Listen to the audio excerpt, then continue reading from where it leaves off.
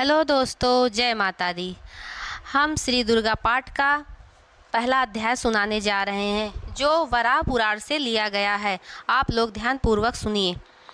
कवच में श्री मार्कंडेय जी और ब्रह्मा जी का संवाद है। चंडिका देवी को प्रणाम करते हुए मार्कंडेय जी बोले, हे जगत पिता ब्रह्मा जी, इस संसार में प्राणियों की रक्षा करने वाले ऐसे मंत्र, ऐसा भेद मुझसे कहो जो आज तक किसी से ने कहा गया हो, वह आप मुझसे बताने का कष्ट करें। जी ने महर्षि के मुख से निकले शब्द सुने तो बड़ी नम्रता से बोले, हे महर्षि, सब प्राणियों की भलाई करने वाला तथा अत्यंत गुप्त और परम पवित्र तो केवल देवी का कवच ही है। मैं उस विषय में आपको बताता हूँ। देवी की 9 मूर्तियाँ हैं। पहली शैलपुत्री, दूसरी ब्रह्मचारिणी, तीसरी चंद्रघंटा, चौथी कूष्मांडा, 5वीं स्कंद माता और 6ठी कात्यायनी, 7वीं कालरात्रि, 8वीं महागौरी तथा 9वीं सिद्धिरात्रि। इस प्रकार से ही इन्हें 9 दुर्गा कहा गया है।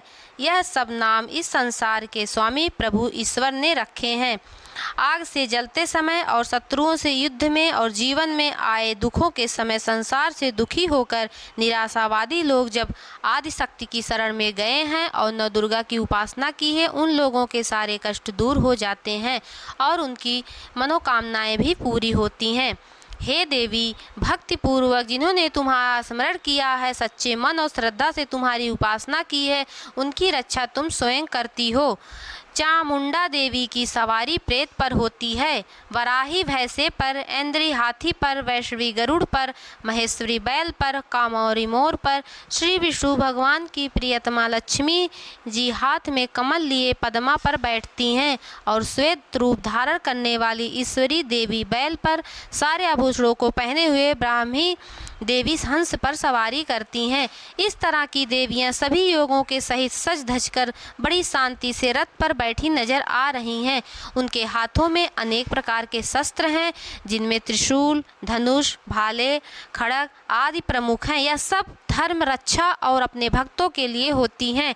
हे भक्तों की रक्षक, पापियों शत्रुओं से तुम ही देश की रक्षा करो। मैं तुम्हारा दास हूँ। तुमने सदा अपने भक्तों को सुख शांति दी, बस मुझ पर भी कृपा करो। माँ शक्ति, मैं तुम्हारे बिना कुछ भी नहीं हूँ। हर संकट को दूर करने ही आश्रय मेरा यह जीवन चल रहा है। हे महालक्ष्मी, तुम ही मुझे धन देकर मेरी सारी चिंताएं दूर करो। यदि कोई भी प्राणी आपका कल्याण चाहता है तो वह यह एक पल भी कवच के बिना नहीं रह सकता।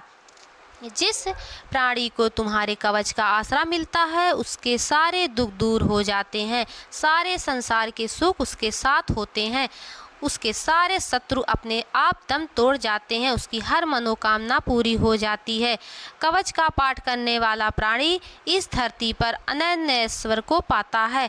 कवच का पाठ करने वाला प्राणी संसार में निर्भय होकर जीता है तथा उसे कोई भी पराजित नहीं कर सकता। वह कवच से युक्त होता है। दुर्गा माँ शक्ति, यह कवच तो देवताओं के लिए भी दुर्लभ है।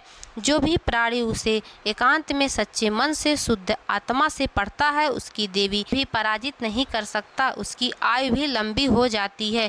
वह 100 वर्षों तक जीता है। उसे जीवन के सारे सुख मिल जाते हैं। वह रोगी भी नहीं होता है। हर रोग उससे दूर भागता है।